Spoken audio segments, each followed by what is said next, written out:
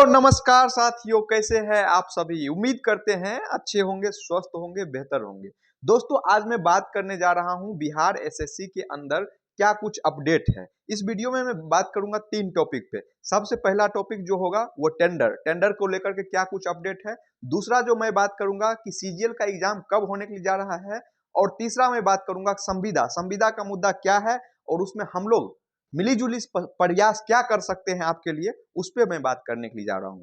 दोस्तों, सबसे पहले मैं आपको एक बात बता दूं कि बहुत सारे लोग कमेंट करते रहते हैं जो हमारे सोर्स है उसके प्रामाणिकता के बारे में। तो दोस्तों, आपको एक प्रमाण मैं अपने फैक्ट के साथ छोड़े जाता हूं।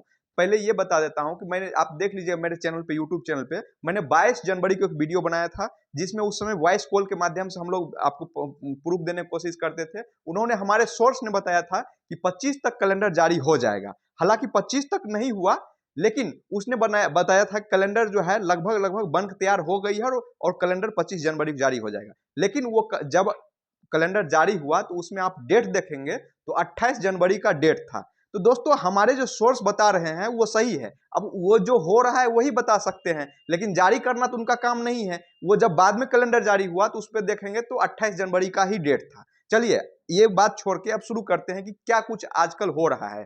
तो देखिए दोस्तों, 2 कंपनी रेस में है, जैसे कि मैंने पहले भी बताया था मेरे सोर्स के माध्यम से। लेकिन उस 2 कंपनी के बीच में क्या ट्विस्ट आ रहा है वो मैं बताता हूं।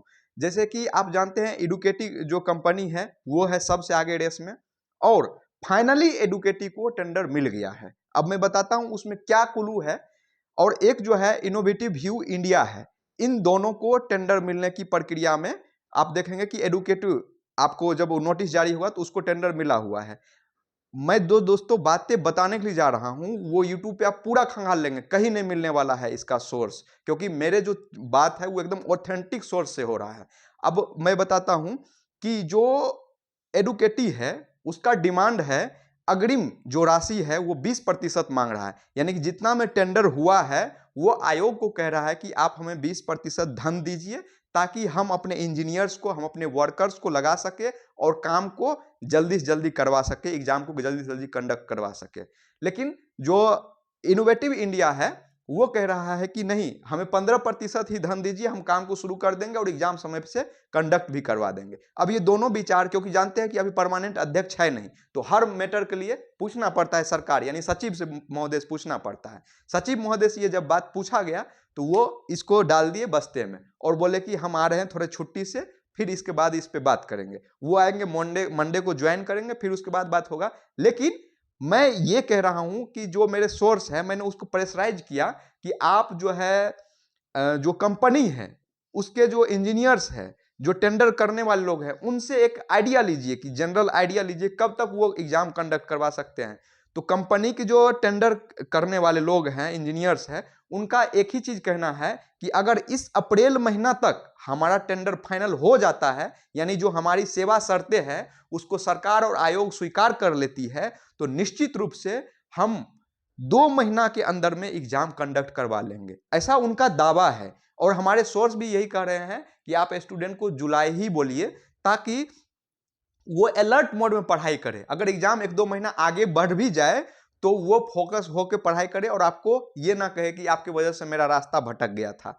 तो मैं ये कह रहा हूं कि आप जुलाई मांग तैयारी कीजिए, हो सकता है 1 आध महीना आगे हो जाए, लेकिन जो कंपनी है वो पूरा अलर्ट मोड में है, क्योंकि उसको भी एक निश्चित समय में जब वो कंपनी काम करता है तो उसको भी रेटिंग मिलता है, और उस रेटिंग के हिसाब से दूसरे राज्य में या दूसरा जो आयोग है वो भी टेंडर देती है। तो जो एडुकेटी कंपनी है वो 20% अग्रिम जमानत राशि के रूप में मांग रहा है आयोग से, और आयोग चाह रही है कि एडुकेटी को ही मिल जाए, लेकिन सरकार चाह रही है कि इनोवेटिव व्यू जो है इंडिया उसको मिले, क्योंकि वो 15% ही रुपए मांग रहा है। तो अब इसमें मतलब ये हम ये बात मानते हैं कि एडुकेटी को ही टेंडर मिलने जा रहा है। ऐसा इसलिए कह रहा हूं क्योंकि उसका जो सोर्स है वो बेंगलोर का कंपनी है, लेकिन उसका सोर्स सरकार में बहुत लंबे चौड़े हैं। अब देखते हैं फाइनली किसको मिल रहा है। लेकिन जो कंपनी का टेंडर लेने वाले लोग हैं उनका कहना है कि अगर हमारा टेंडर की प्रक्रिया जैसे ही पूरा हो जाता है, हम 2 से 3 दिन में, मैं आपको ये बात कह रहा हूं कि 2 से 3 दिन तो वो बोल रहे हैं, लेकिन प्रशासनिक बहुत सारी प्रक्रियाएं होती है। ये मान चलिए कि मई के महीने में आपका फॉर्म रीओपन होने की पूरी संभावना है, और वो बोल रहे हैं कि हम 15 दिन में रीओपन करके और जो पूरा फॉर्म का प्रोसेस है वो कंप्लीट करा लेंगे। और उनका जो हमारे सोर्स है उनका कहना है कि जो सीजीएल फॉर का जो एग्जाम है वो आपको जुलाई में होगा, लेकिन उसके लिए मात्र 10 से 15 दिन ही फॉर्म रीओपन किया जाएगा। मैंने पूछा बीएसओ के एग्जाम के बारे में, तो वो बोले कि अगर सीट इसमें ऐड हो जाता है तो निश्चित रूप से इसका भी फॉर्म रीओपन होगा, नहीं तो नहीं होगा। और 12th जो वाला एग्जाम है 12th लेवल वाला, उसमें फॉर्म रीओपन होने की संभावना बिल्कुल नहीं है। और दोस्तों एक जो बात आप बहुत ज्यादा देख रहे हैं मार्केट में सरगर्मी है राजस्व कर्मचारी वाला। तो उन्होंने कहा कि देखिए हमारे पास इसका रोस्टर क्लियरेंस नहीं आया है, सीट विड्रॉ कर लिया गया है लेकिन रोस्टर क्लियरेंस नहीं आया है, और जब तक हमारे पास रोस्टर क्लियरेंस नहीं आता है तो इसको बाजार के सरगर्मी सिर्फ मानिए, क्योंकि जब तक हमें सरकार की तरफ से डिपार्टमेंट तरफ से रोस्टर नहीं आएगा तो हम उसको सत्य नहीं बता सकते हैं। और दूसरा चीज जो उन्होंने बताया जो मतलब कि से राजस्व एएसओ के पोस्ट के बारे में, तो उन्होंने बोला कि से अगर राजस्व कर्मचारी पोस्ट ऐड होता है तो मान चलिए 10,000 के आसपास इस बार रिकॉर्ड तोड़ सीजीएल बाहरी होगी, लेकिन अगर वो ऐड नहीं होता है तो 2500 के आसपास पोस्ट पे 100% एएसओ की जो बहाली है वो होने के लिए जा रही है। ये अपडेट हो गया। और दूसरा बात जो मैं आपको बताने जा रहा हूं वो बताने के लिए जा रहा हूं कि इनोवेटिव व्यू जो है वो बार बार आयोग को ये पोक कर रही है कि हम जो है हमारे पास पूरा इक्विपमेंट है, पूरा क्षमता है कि 40 लाख बच्चे का हम ऑनलाइन एग्जाम कंडक्ट करवा सकते हैं, बशर्ते थोड़ा सा हमें धन ज्यादा दीजिए तो हम एग्जाम को कंडक्ट करवा सकते हैं। लेकिन देखिए क्या आयोग की भी सहमति बनती है। हमें तो लग रहा है कि ऑफलाइन एग्जाम होगा, क्योंकि आयोग उतना धन देने की कोशिश नहीं करेगा। और दोस्तों सॉरी दोस्तों मैं एक बात कहना चाहता हूं, हमारे सोर्स ये कह रहे हैं कि जो स्टूडेंट सोए हुए हैं संविदा के मुद्दे को लेकर के वो नींद से अब जाग जाए, क्योंकि ये एक ऐसा जोक है जिसको आप अगर निश्चिंत अवस्था में छोड़ दिए तो ये सारा खून पी लेगा। ऐसा मैं इसलिए कह रहा हूं दोस्तों, ये संविदा एक ब्लैक होल की तरह है। ब्लैक होल की तरह इसलिए है क्योंकि अगर आप इस पे ध्यान नहीं देंगे तो कितना भी पढ़ते रह जाए नौकरी कोई और लेके चले जाएगा। इसलिए मैं एक मुहिम शुरू करने वाला हूं।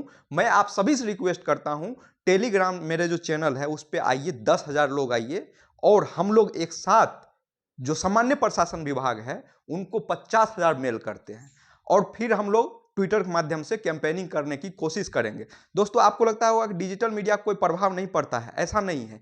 हमारे टेलीग्राम चैनल पे 10 लोगों ने दरोगा एग्जाम को कैंसिल करवाने के लिए मांग रखा था। मैं एग्जांपल दे रहा हूं, हमने हमारे जो पर्सनल दोस्तों ग्रुप है उसके माध्यम से हमने कोशिश किया कि हजारों की संख्या में ईमेल करें, और फाइनली दरोगा की एग्जाम का डेट आगे बढ़ गया। तो धन्यवाद दोस्तों, मिलते हैं किसी नेक्स्ट वीडियो में। आप तक मेरा चैनल को सब्सक्राइब कर लीजिए, लाइक कर दीजिए। धन्यवाद।